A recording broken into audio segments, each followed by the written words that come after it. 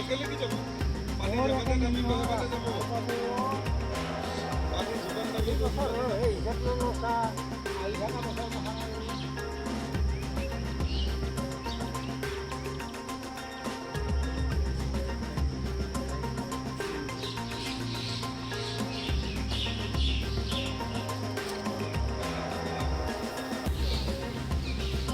এইখিনি সেইটো চাট কম এইবাৰ কম নবে না গোটেই যায়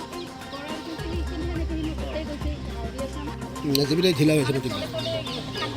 সাইডৰ মাজত নহয় এই পাও এই সুক আছে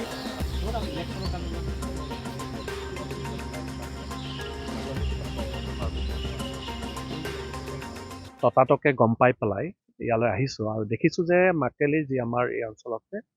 আমাৰ যি কলহী নদী এইটো এই নদীটোৱে এটা বিধ্বংসী ৰূপ লৈছে আৰু দেখিছোঁ যে প্ৰায় এটা বহু অঞ্চল ইতিমধ্যে খহিছে আৰু দেখা গৈছে যে প্ৰটেকশ্যন নহ'লে আৰু বিস্তৰ ক্ষতি হ'ব পাৰে আৰু সেইটো কাৰণে মই নিজে আজি খবৰটো পাই নিজে পৰিদৰ্শন কৰিবলৈ আহিছোঁ আৰু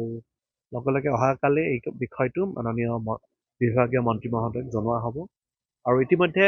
যিটো পাৰঘাট আছিলে পাৰঘাটতো এনেকুৱা যোৱা বছৰ এটা সমস্যা আছিলে এই সমস্যাটোৰ কথা মাননীয় মন্ত্ৰী মহোদয়ক আমাৰ ৱাটাৰ ৰিচোৰ্চ মন্ত্ৰী মহোদয়ক জনোৱাতে তেখেতে তাৎক্ষণিকভাৱে সেইখিনি কৰি দিছে মই আশা ৰাখিছোঁ যিহেতু এইটো এটা বহুত বিপদাপন্ন হৈ আছে এই অঞ্চলটো মই আশা কৰিছোঁ যে আমি অতি কম সময়ৰ ভিতৰত এইখিনি ছাৰ্ভে কৰি ইয়াৰে উপযুক্ত এটা ব্যৱস্থা লোৱা যাব আৰু দেখা গৈছে যে এটা দীঘলীয়া এটা এৰিয়া আগতে আছিল অকল পাৰঘাটৰ এটা নিৰ্দিষ্ট এৰিয়াত হৈছিলে কিন্তু এইবাৰ দেখা গৈছে এটা দীঘলীয়া এৰিয়াত হৈছে এইটোৱে নিশ্চয়কৈ এটা অনাগত দিনবিলাকত আমাৰ গাঁওখনৰ কাৰণে মাকেলি গাঁওখনৰ কাৰণে এটা বিস্তৰ ক্ষতি আনিব পাৰে কিয়নো ইয়াৰে লগত একেবাৰে